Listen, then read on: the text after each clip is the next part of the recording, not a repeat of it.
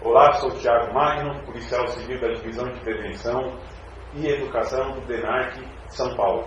Nós estamos na TV Relacionamento.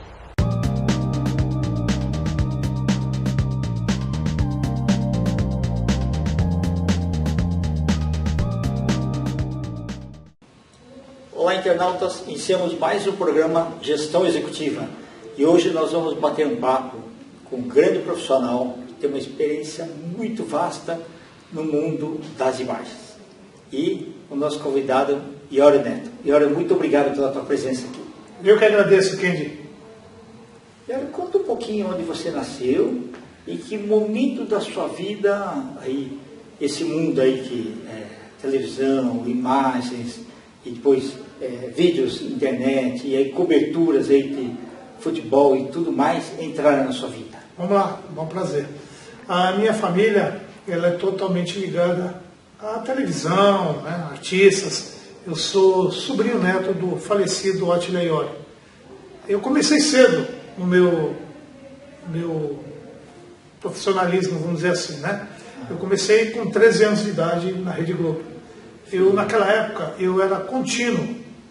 O que é contínuo? Como a Rede Globo, que é próximo daqui onde nós estamos gravando, era na Praça Marechal, e haviam vários setores na região, né? Porque a Globo não centralizava tudo. Então tinha vários escritórios, várias salas, e a minha função era justamente, o contínuo era um tipo de um office boy, que você pegava os memorandos, as situações e levava para lá e para cá, né? Para poder circular ali as informações. Como eu gostava disso, por já ter parentesco, né, com o pessoal da televisão, tenho primos, tios que são cinegrafistas também, muitos trabalharam na Globo também, hoje ainda alguns ainda estão na Gazeta, né, o Gabriel, que é cinegrafista da Gazeta, mas voltando à história. Eu gostava muito. E quando eu ia na Albuquerque Lins, que era a sede da ENG, que era a engenharia que o Nelson Faria Júnior, grande Nelson, meu grande professor, e o Elinho Silliman também, eles eram os chefes dos setores. E eu, sempre que podia, na hora do lanche, na hora do almoço, eu ficava ali olhando como é que se trabalhava aquilo. Isso demorou uns 6 meses, mais ou menos, que eu fazia isso, com 13 anos de idade, naquela época eu podia trabalhar. Foi quando o Nelson falou assim para mim: ô moleque, me chamou de moleque, você gosta disso aqui, né? Eu falei, gosto. Eu falei, gosto muito. Ele falou, vamos fazer o seguinte, eu vou fazer um memorando, você vai levar para a Sandra. Sandra era a chefe do departamento pessoal da Globo. Eu vou requisitar você para ser meu assistente. Foi uma alegria para mim. Sim. E a partir dali, eu comecei a desenvolver todo o conhecimento, né? Então, nós passamos por várias situações lá que foram muito interessantes. Tive o prazer de trabalhar na equipe do Goulart de Andrade, na época. O Walter Clark, ele teve uma ideia, uma sacada genial, década de 73, 74, de que a Globo precisaria ficar 24 horas no ar.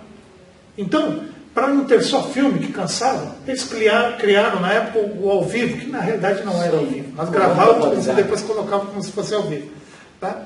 Matérias. E aí chamou o Goulart virou e falou assim, tudo bem, eu vou montar uma equipe e a gente vai fazer matéria. A primeira matéria que eu participei foi quando o Tatuzão começou a furar o metrô aqui de São Paulo. E na nossa equipe, eu lembro até hoje, era o Ricardinho Corte Real, filho do Renato Corte Real, era o Capeta, o grande Jorjão Duarte, que era cinegrafista. É que ninguém conhecia pelo nome. Ninguém conhecia o Jorjão, era o falecido Jorjão, meu grande amigo. E tínhamos o cinegrafista, o Goulart e eu, que era o assistente. Então a gente saía assim a esmo, né? Então participei de várias reportagens. E carregava equipamentos pesados. Carregava, o meu problema no ombro hoje é justamente eu carregava um gravador Matic, as câmeras eram Matic, e era eu e o Jorjão, né, um Capeta. Então nós fizemos muitas matérias, e uma que me chamou muita atenção foi justamente essa. Foi quando o Goulart pegou e falou assim, bom, vamos conhecer o metrô, vamos ver o que acontece. Não tinha pauta. O Goulart sempre foi um cara de improviso. Sim. Isso que era muito legal. Bacana. Então, muito criativo. Muito criativo. A gente chegou lá e falou para o pessoal, olha, podemos. Aí a quantidade de ratos que tinha, porque ratazana mesmo. Ratazana, né? Eram milhares, ou quente. Aquilo me assustava. E porque, eles tinham verdade, controle. Aquilo era paralelo ao esgoto, né? Exatamente, eles iam sabe, controlando aquilo, era uma coisa. Aí nós entramos para ver o tatuzão furando, tudo. Eu acredito que na internet deve ter essas matérias ainda, né? Porque hoje a internet, naquela época a gente não tinha muito como registrar aquilo. Hoje é tudo tecnologia, mas naquela época não tinha. Entre várias outras matérias também que nós fizemos, uma muito engraçada, que eu gosto de lembrar, foi quando nós fomos gravar a Praça da Sé, a Igreja da Sé, que o Goulart cismou que a gente tinha que subir lá onde estavam os sinos. Hoje eu sou assim, mas o Jorjão era maior que eu. Esse é tudo de escada, Escadas, né? exatamente. E aquele com equipamento pesado, o gravador que eu carregava pesava 15 quilos. E a câmera mais ou menos isso. E aí o Jorjão falava para mim, olha, qualquer coisa se você cair eu vou te esmagar, né? E era uma escadinha, não existe, né? Caracol mesmo, bem né? apertadinho. Bom, e nós estamos lá, tudo bem gravando, e o Goulart, meio maluco do jeito que é, ele pega e me bate o sino. Meu amigo, o barulho foi ensurdecedor. Mas tudo isso. Depois na Globo, o Nelson me chamou, por isso que eu fiquei pouco tempo na Globo, senão eu poderia ter continuado lá muito tempo. E falou para mim, olha, é o seguinte, eu vou ser transferido para o Rio de Janeiro. Isso foi em 78. E a minha esposa, na época, ela minha namorada, minha noiva, ela trabalhava no Bradesco, que era ao lado da Praça Marechal, ao lado da Globo. Ela era gerente lá e eu estava de casamento marcado. E ela, com um bom emprego que tinha, ela não queria largar. O Nelson falou, eu não vou poder te segurar aqui se você não for comigo para o Rio de Janeiro. Eu falei, Nelson, então eu vou ter que sair mesmo, né? Porque eu estou para casar. Saí da Globo. E de lá, depois da saída da Globo, eu passei pelo SBT, né?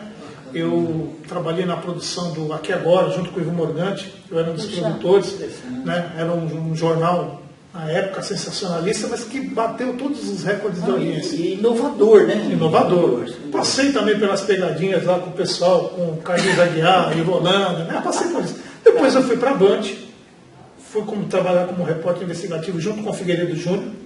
Figueiredo Júnior, que é um grande amigo até hoje, padrinho do meu neto. E na época quem apresentava era o Cabrini, não era o da Atena. Perfeito. Foi quando até o Figueiredo chegou a apresentar alguns programas também, e ele conseguiu que a gente tivesse um programa nosso.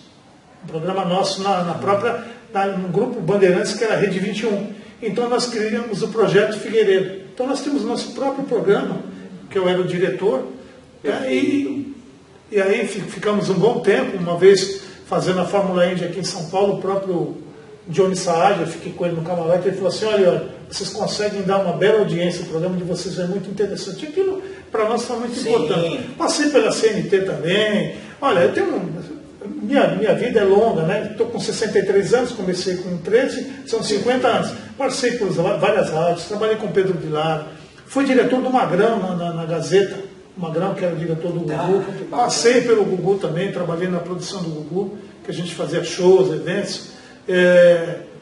Além de trabalhar em várias rádios como produtor, como diretor de programas, né? Essa é praticamente a minha vida. E aí, sempre ligado a isso, eu me formei jornalista, radialista, sou diretor de teatro, de televisão, sou ator também, sou dublador, né? E minha última façanha foi, aos 50 anos, resolver entender um pouco mais do outro lado que eu precisava, que é onde nós vamos entrar nessa parte de... Eu fui me formar publicitário. Que bacana. Por quê? Porque eu queria entender o lado publicitário da coisa. Porque toda a técnica que eu tinha de experiência, eu precisava levar isso para mim. Foi quando, até conversando com o nosso cinegrafista ali, o Everett, ele lembrou uma situação, em 2015, eu encontrei com o meu grande chefe, Nelson Faria Júnior, quando ele falou para mim, nessa palestra que ele fez lá também, o caminho da televisão seria a internet. Eu achei interessante aquilo, falei, pô, que bacana. Não, foi visionário, né? Visionário. Foi visionário. Automaticamente eu saí dali e falei, bom, qual que é o primeiro passo? O primeiro passo eu montei uma chamada Rádio Net Paulistana, uma rádio web. Começou a funcionar. Aí eu fui entendendo mais, fui me inteirando. Foi quando eu percebi que um grande amigo meu, que eu esqueci de citar aqui também, o Alberto Luchetti, que é da UTV, que eu trabalhei lá com ele também, foi o pioneiro de lançar a UTV, uma TV pela internet. Exatamente, E ele me explicou toda a tecnologia, foi quando eu montei. Aí eu montei a minha TV, hoje eu tenho um portal, que é o portal Viva RTV, que é um portal de notícias, de rádio, de televisão, né? E eu comecei a ver que realmente a situação para as televisões estavam ficando um pouco mais complicadas, porque a internet é muito mais rápida. Você, às vezes, para assistir a televisão, ouvir um rádio, ou você tem que estar dentro do seu carro ouvindo um rádio, ou você tem que estar em casa para assistir um programa. Hoje é automático. Tanto é que você pode ver que todas as emissoras, Globo, todas elas, Band e a Jovem Pan, que está incomodando aí pra caramba. Sim. A Jovem Pan, a rádio que virou TV. A Jovem Pan está estreando a TV deles. É uma rádio a cores. Exatamente. Então, meu caro, é o caminho. Então, o que acontece?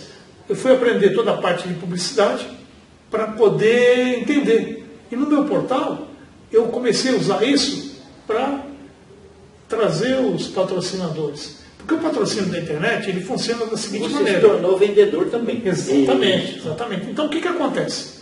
Eu, como eu tenho esse portal, eu tenho a produtora, inclusive nós temos estúdio que você já esteve exatamente, lá, gravando comigo com o Nil Bernardes, que é um grande parceiro também, nós temos o programa que é no Camarim com o Nil Bernardes, e tudo isso acabou de uma forma que deu certo. Aí, o que a gente precisava fazer? O Nil Bernardes é um grande cantor, compositor. Eu falei para o Nil, eu vou jogar você numa fogueira. Ele falou, o que é? Eu falei, nós vamos começar aí fazer transmissão de futebol. Primeiro eu coloquei ele como comentarista, se deu bem. Hoje ele é um grande narrador. Sim. O Nil Bernardes narra futebol assim, né? Então, tudo isso, por que nos proporcionou? Porque hoje, a televisão, na minha época, você tinha que ter uma estrutura enorme, né? Você tem que ter muita coisa, muito equipamento pesado. Equipamento pesado. E outra, a iluminação, como não era LED, exatamente. Né, era tudo mais complicado. Muito calor dentro do estúdio, era terrível. Sim. Hoje, meu cara, hoje com o celular você faz um trabalho profissional. Hoje você consegue fazer isso. Claro que isso atrapalhou muito. Às vezes eu até penso como profissional, muitos profissionais de qualidade acabaram perdendo emprego porque, na minha época, por exemplo, eu tenho 5 DRTs. DRT é registro profissional para você trabalhar. Se você for analisar bem, desses 5 praticamente, um só que valeria hoje, que é o de ator, que ainda exige para você. O restante perdeu valor. Porque sabe qual é o problema maior? Que eu não critico ninguém. Jornalista também, né? Exatamente. Eu tenho o diploma de jornalista que não serve para mais nada. Porque hoje as emissoras, os grupos de comunicação, eles não dão mais valor àquele profissional que...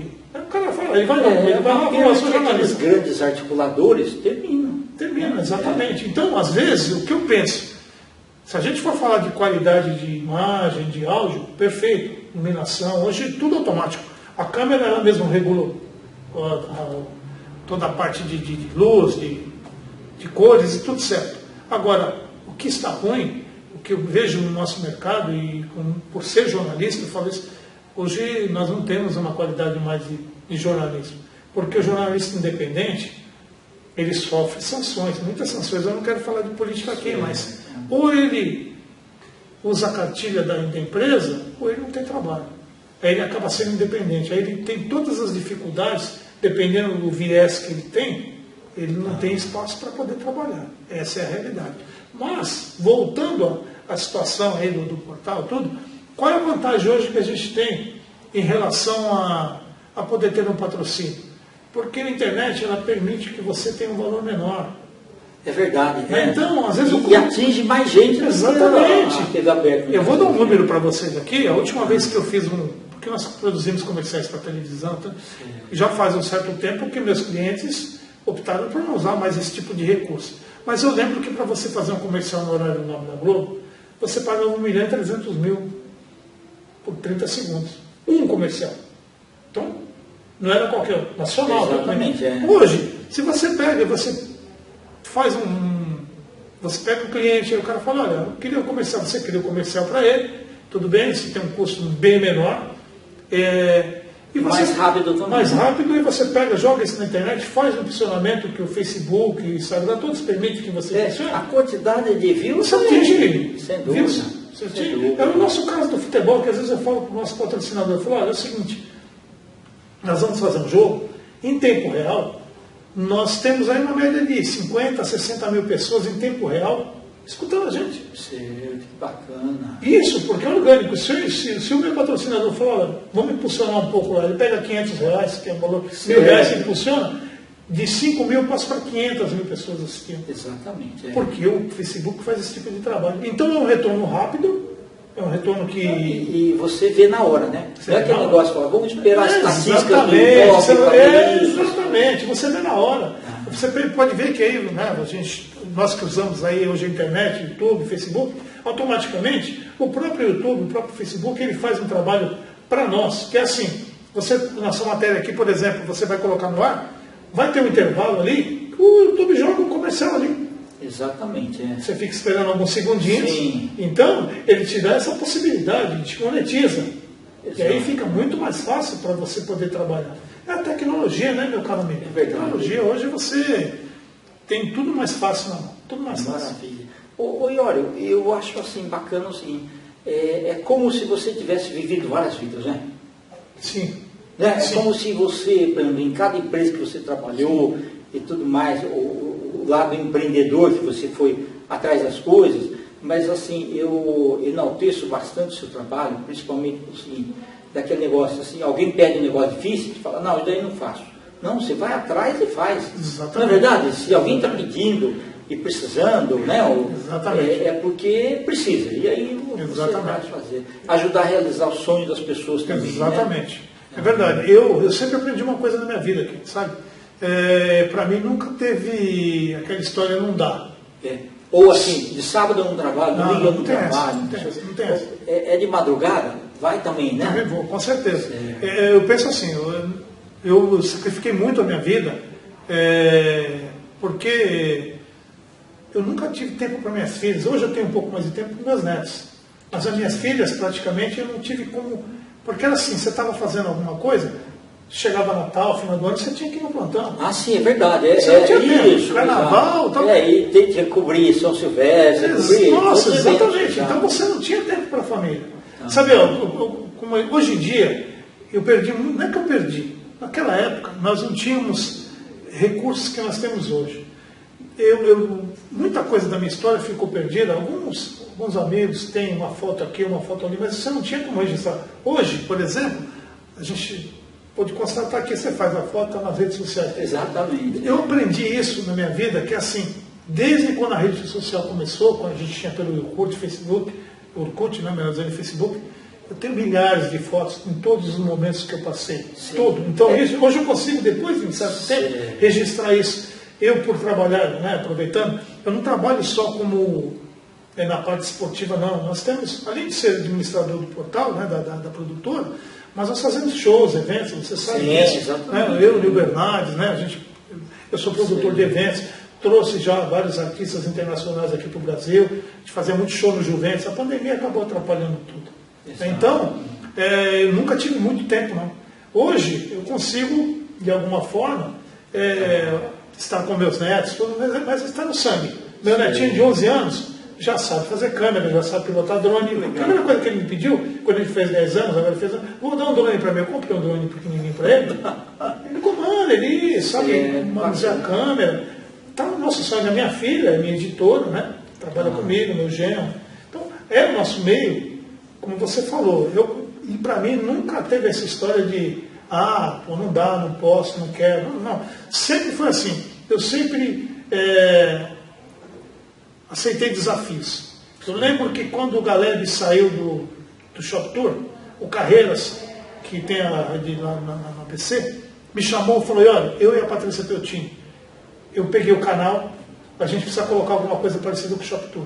Saímos na rua, eu, a Gabriela Martins, que é uma grande amiga, que faz alguns trabalhos comigo, um cinegrafista, saímos gravando, colocamos no ar, editamos. Então nunca teve tempo ruim. Foi quando a primeira vez também que o pessoal falou, a gente poderia inovar um pouco, né? Que a gente criou o Mix TV. E buscar criatividade exatamente. Sempre. Né? Inovação sempre. Exatamente. Né? Vamos começar a fazer ao vivo? Vamos. Aí o ao vivo era complicado. Por quê? Porque o Luiz Seixas, que é um grande amigo meu da TV, ele colocava um link, tinha que subir aquele caminhão com link. Olha como é que era a tecnologia. Hoje você faz ao vivo de celular. Então, são desafios que a gente fez na vida e que você foi aprendendo. Então foi muito bacana isso. Eu tenho assim, uma felicidade de fazer o que eu gosto. Por isso que eu te falei, eu acabei me formando ator, dublador. Né? Eu e o Nil fizemos um filme em 2017 que estreou esse ano, que era o 4%. Nós fizemos uma participação como jornalistas, né, que somos também, pela Gulani Filmes, Globo Filmes. Tem um grande amigo também que me ajudou muito na época, que eu aprendi muito cinema com ele também, que eu não posso deixar, são dois grandes amigos. Um que morreu, o Chico Cavalcante, e o Clery Cunha. Sim, grandes amigos. Eu fiz muito roteiro junto com eles, na parte de cinema. Então, tem uma história longa, que se eu for ficar contando aqui, nós vamos ficar 3 dias. Perfeito. Não, mas é bacana. Ô, Iori, quando você estava falando aí das fotos, é assim, eu tenho certeza absoluta que você vai concordar comigo. Se você pegar a quantidade de fotos que você tirou nos últimos 10 anos, é mais do que os primeiros 50 anos. Com certeza. Eu não tenho quase nada. Exatamente. Eu só comecei a ter foto de 2010 para cá. Sem dúvida. Eu não tinha tempo de fazer foto, de registrar. Às vezes um amigo ou outro fazia uma foto lá, né? Que até nós temos um grupo que o Herbert é nosso cinegrafista aqui. Tem umas fotos que foram tiradas na época que você só está vindo agora. Exatamente. Ficaram com as pessoas. Ele achou, exatamente. Ele achou lá e falou, vou publicar. Sim. Entendeu? E se perdeu no tempo, né? Porque as fotos são muito antigas, eram foto branca. Se pegasse sol, eles botavam tudo. Exatamente. Hoje, né? Então você deixa registrado ali. E as redes sociais tem uma coisa bacana, o Facebook próprio, né?